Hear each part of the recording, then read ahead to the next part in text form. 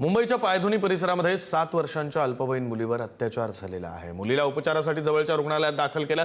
नागरिकांकडून पायधुनी पोलीस ठाण्याला घेराव घालण्यात आलाय। आरोपीला फाशीची शिक्षा देण्याची नागरिकांची मागणी आहे। नराधम वॉचमनला आज न्यायालयामध्ये हजर केलं जाणार आहे।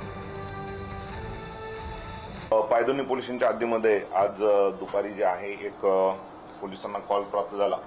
त्या अनुषंगानं एक अल्पवयीन मुलीवरती बलात्काराची घटना घडल्याची माहिती होती।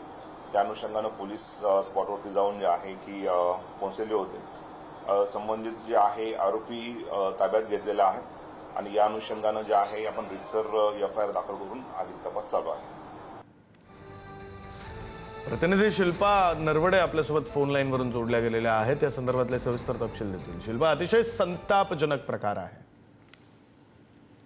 खरंय विक्रांत, हा संतापजनक प्रकार आहे, कारण इमारतीच्या सुरक्षा रक्षक म्हणून ज्याच्यावर जबाबदारी दिली होती तोच राक्षस निघालेला पाहायला मिळतोय। कारण मुंबई शहर जे आहे त्यातला पायधुनी परिसर आहे, त्यामध्ये ही धक्कादायक घटना समोर आलेली आहे। पायधुनी परिसरामध्ये 7 ते 8 वर्षाची मुलगी होती आणि तिच्यावर अत्याचार केल्याचा संतापजनक हा प्रकार समोर आलाय।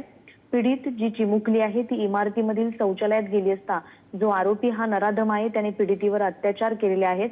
हा संतापजनक घटनेनंतर पायधुनी परिसरामध्ये नागरिकांमध्ये रहिवाशांमध्ये संतापाचं वातावरण देखील बघायला मिळालं। पीडित जखमी जी मुलगी आहे तिला जवळच्याच रुग्णालयामध्ये दाखल देखील करण्यात आलेला आहे। मात्र हा प्रकार जेव्हा समोर आला त्या संपूर्ण प्रकारानंतर परिसरामध्ये खळबळ उडाली होती। या घटनेनंतर संपूर्ण परिसरात संतापाची लाट उसळली। नागरिकांनी थेट पायधुनी परिसर स्टेशन मधलं जे पोलीस ठाणं आहे तिथे जाऊन परिसरात दाखल झाले। पोलीस स्टेशनला घेराव घातला। संतापलेल्या नागरिकांनी पायधुनी पोलीस ठाण्याला घेराव घालत आरोपीला फाशीची शिक्षा द्यावी अशी मागणी या नागरिकांनी केलेली आहे। नागरिकांचा आक्रोश पाहता पोलिसांनी या प्रकरणाची गंभीर दखल देखील घेत जो आरोपी होता त्याला ताब्यात देखील घेतलेला आहे। मात्र आज आपण जर पाहिलं तर या चिमुकलीवर लैंगिक अत्याचार करणारा जो हा नराधम आहे वॉचमॅन त्याला आज सत्र न्यायालयामध्ये हजर करण्यात येणार आहे। त्यामुळे आता नेमकं या प्रकरणाबद्दल पुढील काय सुनावणी होते हे पाहणं देखील महत्त्वाचं असेल। विक्रांत, धन्यवाद शिल्पा दिलेल्या सगळ्या माहितीसाठी।